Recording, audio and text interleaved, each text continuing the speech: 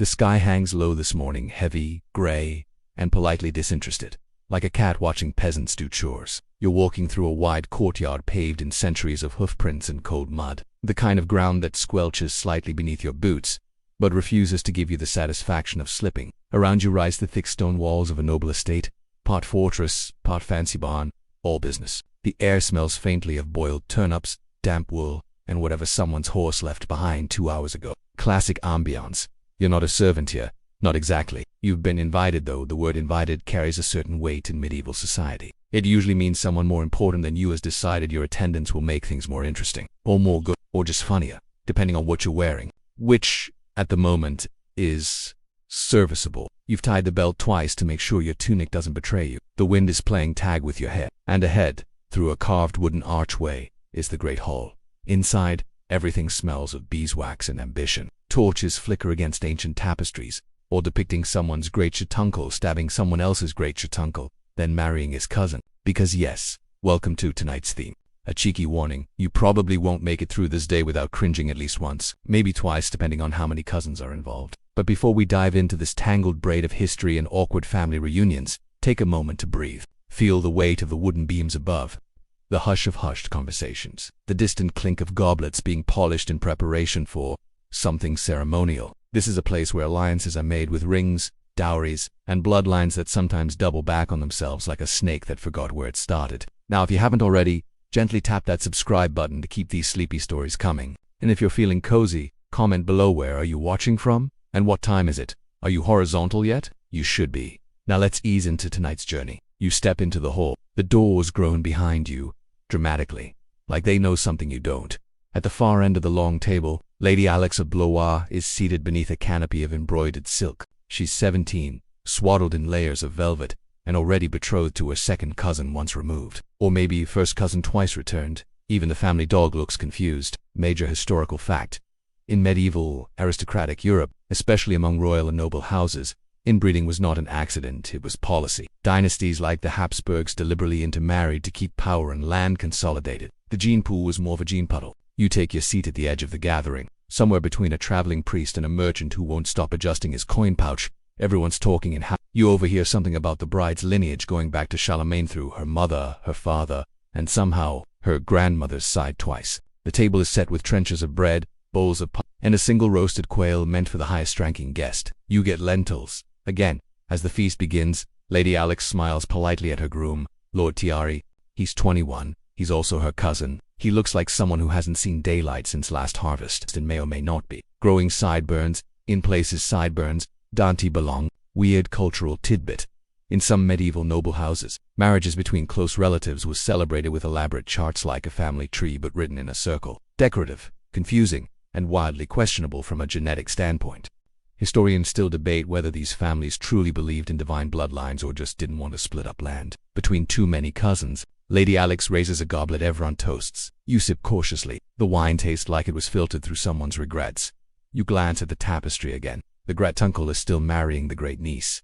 Somehow, you're only slightly surprised. It's late now. The candles are shorter, the room warmer, and the conversations softer, more conspiratorial. You find yourself drifting toward the edge of the hall, toward the shadows where servants pretend not to listen and dogs sneak bones under the table. Someone is playing a lute in the corner, the same 3 notes over and over, like they're hoping repetition will become talent. You're sitting near an old woman with eyes like frost and hands like twisted roots. She's not nobility, she's what people politely call family memory. She remembers everyone's names, and who they married, and who they shouldn't have married. She leans over and mutters, "That one's got the Habsburg jaw already," gesturing at a young page with a chin that could open letters. Major historical fact.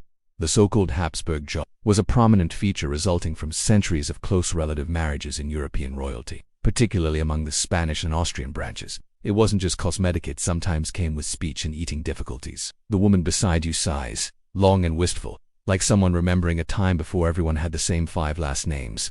You ask her gently, why families kept doing this, why marry cousin after cousin. She smiles without teeth and says, better a cousin you know than a neighbor you don't. You're not sure if it's a proverb or a threat. Weird cultural tidbit. In some aristocratic wedding traditions, guests were required to bring detailed pedigrees proving the legitimacy of the couple's shared noble bloodlines. Nothing says romance like comparing family trees to make sure they loop back on themselves just right. Across the room, Lady Alex and Lord Tiari are receiving blessings from the priest. He's reading aloud in Latin while the couple stares blankly into the middle distance. You can't blame them, Latin tends to do that. The old woman nudges you. Her grandmother married her uncle, you know. You nod slowly. Not because you understand, but because you've given up keeping track. Historians still debate whether these marriages were driven by pure strategy, misguided tradition, or just the medieval equivalent of we don't get out much. The hall begins to empty. Guests trickle out into the cold night, murmuring farewells and wrapping cloaks tighter. Someone tries to ride a pig. It goes poorly. You step outside. The stars above are bright and distant, and the moonlight glints off the frost-covered fields. The wind smells of wood smoke, damp grass, and roasted regret. You pull your cloak tighter, the distant laughter of cousins echoing behind you. And somewhere deep down, you wonder how many generations it takes before a family tree becomes a family circle. The next morning begins as all medieval mornings do, cold, damp, and far too honest about the lack of central heating. Your blanket is made of scratchy wool and someone else's body odor from 2 centuries ago. Still, it's marginally better than freezing. You rise with the sun, or rather, the general grayish glow that implies the sun might show up later if it feels like it. Outside, the castle courtyard is already alive with soft clanking, dull shouting, and the unmistakable squish of boots in places where boots shouldn't squish. The feast is over. The wedding is done. But the politics are just getting started. You trudge across the courtyard, stepping around a disgruntled chicken in what might be a night's forgotten gauntlet. At the stables, Lord Tiari is already holding court with 2 uncles, one of whom may also be his great-uncle and possibly a godfather. You've stopped asking. He's planning his estates, or at least, being told how to plan his estate. You lean on a wooden post and listen. Major historical fact. In noble marriages, especially among royal families, the union wasn't just about love, it was about land consolidation. When 2 cousins married, they weren't just merging hearts, they were reducing potential heirs to ensure property didn't have to be divided. Love was optional. Inheritance was mandatory. You hear phrases like dowry and claim to the western fields, tossed around like they were casually discussing what's for lunch. Except lunch wouldn't come with territorial disputes and the looming threat of cousin-on-cousin lawsuits. You suppose it's all very romantic. In the legal sense. Weird cultural tidbit. In some medieval betrothal rituals, nobles exchanged not rings, but belts or knives, because nothing says eternal love like handing your spouse a weapon. Lord Tiari mounts his horse with the grace of someone who has had a squire lift his legs for him since birth. Lady Alex watches from a balcony, still veiled, still composed. Her handmaid whispers something in her ear. You don't catch it, but the raised eyebrow suggests it wasn't about embroidery. Historians still debate whether young brides like Alex had any say in these arrangements or if their only power came through careful silence and strategic childbearing. The horse snorts. The uncles nod. The politics gallop off. And you, somehow, are still here, staring into the early light, wondering how many onions it takes to buy a title. You wander toward the herb garden, which, in this case, is more of a rectangle of determined plants and suspicious smells. A gardener crouches over a bed of rosemary, muttering about mildew and marriage alliances in the same breath. You nod politely and continue walking. Past the garden, you find the chapel. It's small, cold, and full of the kind of silence that suggests judgment. Inside, Lady Alex kneels at the altar, hands folded neatly in prayer. You hover at the doorway like a polite ghost. She doesn't turn, but she speaks. I'm to travel with him next week, she says, soft and distant. To Montreya. It smells of fish. You step inside. The air is thick with incense and obligation. Did you know? She continues. My great-aunt married her nephew.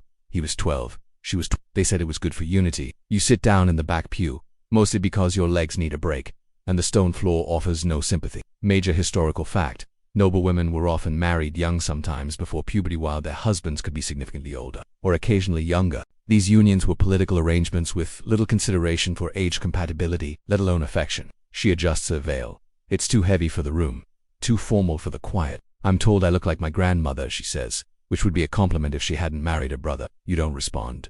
What is there to say? Nice jawline. Weird cultural tidbit.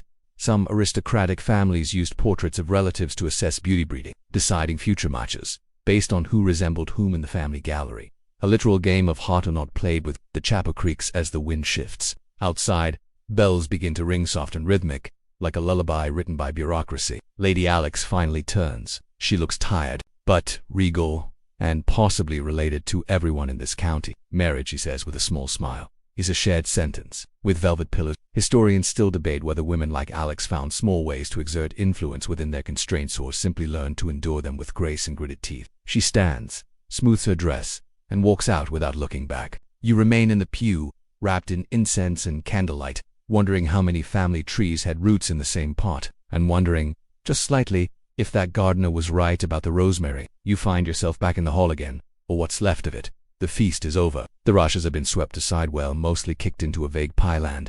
What remains is a dreamy sort of echo. A ghost of cheese, stale wine, and mumbled gossip lingers in the air. Sunlight spills lazily through narrow windows, slanting across the long table like it is performing a half-hearted apology for the previous night. As candle smoke, you sit on a bench that still smells faintly of roasted boar and spilled gravy. A servant wipes the table with a damp cloth, moving at a pace that suggests he is still mentally recovering from someone's drunken lute solo. You hear a shuffle beside you. It is to Harold, the man with a golden voice and a tendency to roll his R's like they owe him rent. He's humming to himself now, tuneless and bored. He turns and says, "You missed the second cousin's toast.